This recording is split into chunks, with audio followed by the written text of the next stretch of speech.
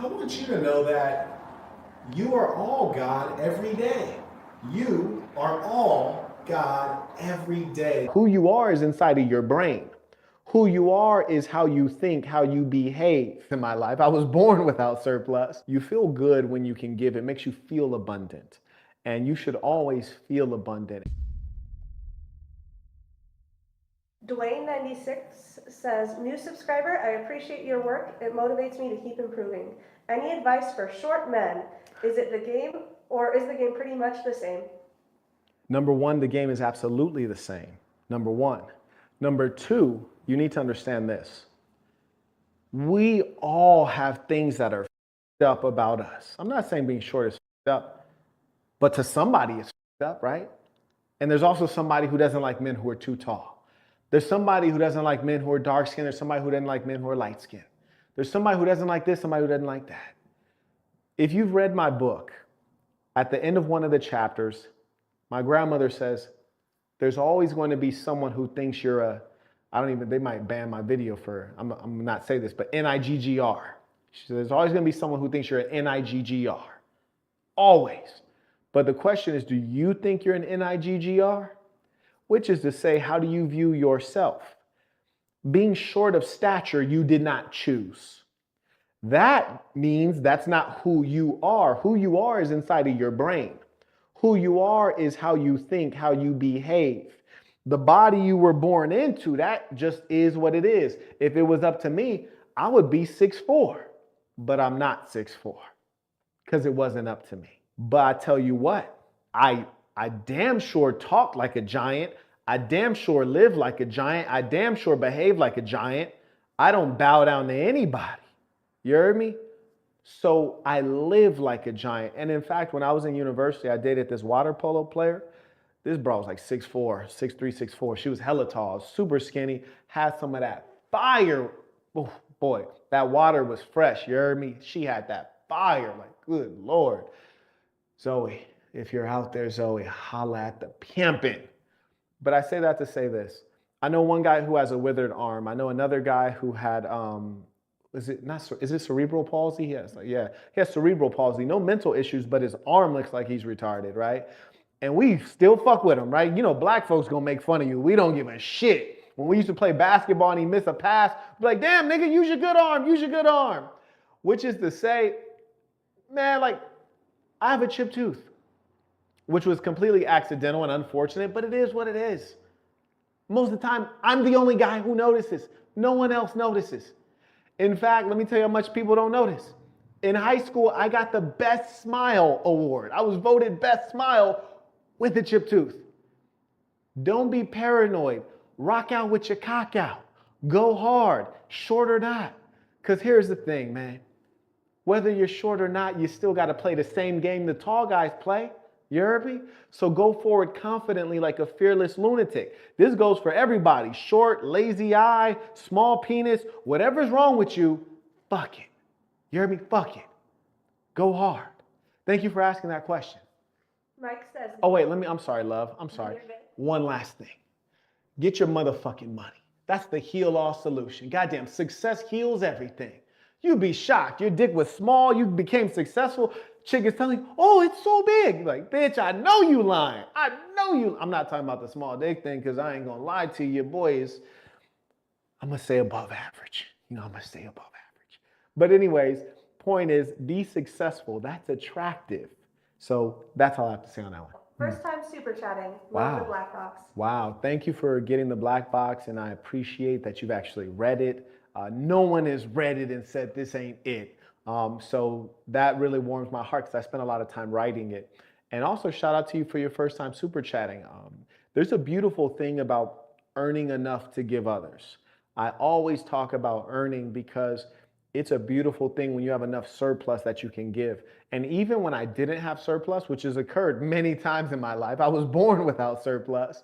You feel good when you can give. It makes you feel abundant. And you should always feel abundant. And it's very low cost to do that. Like, you can give someone many things. You can give a like on this video if you haven't. When you pull up to a red light, you can give a homeless person $1. To you, it's nothing. To them, it might be what they needed to get a hamburger at McDonald's. So Always be in that saintly mindset if it makes sense. Now remember, be good to good people. I wouldn't give out a random dollar to a motherfucker I don't know, not today, but you get my point. And I thank you for that super chat. NBA World says, Chapter 4, a real family, like how Marquett reached in his own black box based off of his experience and started changing his mindset from why to how. That was, ooh-wee. That's a really good point. I don't want to give away too much for people who haven't purchased the black box and read it. I'm going to give a little bit of game just now on that. And I like how he didn't give it away. That was super player. Shout out. In one of the chapters, and if you don't have the black box, you can get it on ebook at www.thesasn.com. You can just click the link, the black box. You can go to theassassin.com/blackbox, the black box, theassassin.com/the black box.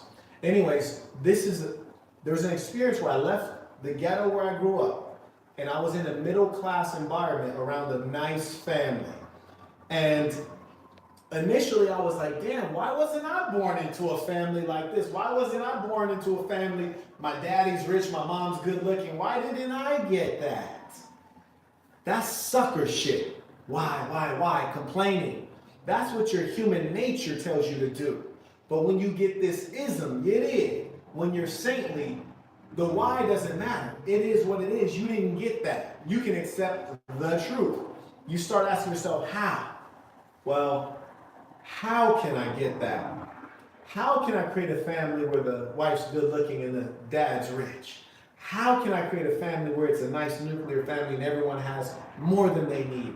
How can I do that? When I start asking how, things changed and I changed. I got to work. That's the key. The black box gives you that kind of game. I tell you what, if you buy the black box and you don't read it cover to cover and say, God damn, oh yeah, I'll refund you. I'd be happy to refund you because you're a dumb motherfucker. And I don't even want my book in your hands. But there's no way you're going to read the book and not say, wow, there's so much I can use here. The book made me laugh. The book made me cry. The book made me sad. The book made me inspired. You heard me? I know, because I took out the time. I took out the time to do it. And anytime you have talent and you use focus and you put that time and effort in, it's going to be a high quality product. Shout out to the Saint for reminding me of that story. It's a beautiful moment. Rex the Olympian asks, if you were God for the day, what would you do? Well, Rex, I want you to know that you are all God every day. You are all God every day. That's why in the Creed of the Assassin, we end it by saying, I will show the greatest part of who I am. The greatest part. The God within me. So that's the idea that you get in your zone and you're working on a thing you're meant to work on. And you're working hard at it. Like as I said, there are times I would be preparing for a boxing match. I'd be working out in snow. Then eventually I take off the shirt, take off the hat, because I'm in the zone. Nothing can touch me. Nothing can hurt me. I am God. And when I'm running by, I see people look at me like, what the hell? And they have shock on their face. That's because they saw God run by. They may never see it again in their lifetime. You all can be God. You all can perform at a godly level at whatever you do. I would never think of being like Allah or Yahweh or like the God everyone praises for a day, because I'm not here to right the world. I'm here to offer something for those who really want it. Something pure for those who really want it. And I think that, as I said, we all can be God when we choose to. So that's kind of how I would go about it. If I can't even really imagine like the nature of being God, because I think if you understand the monotheistic God described in Judaism, Islam, and Christianity, it's just too, in the Quran it says, there is nothing before him or after him. He always was. To be infinite is something we can't even conceive, right? Every day you're getting older and you can feel it, or you're affected by the world. So like I can't even get into a mindset like that. But what I will say is I encourage you all to be God every day, which is to show the greatest part of who you are. Thank you for that question.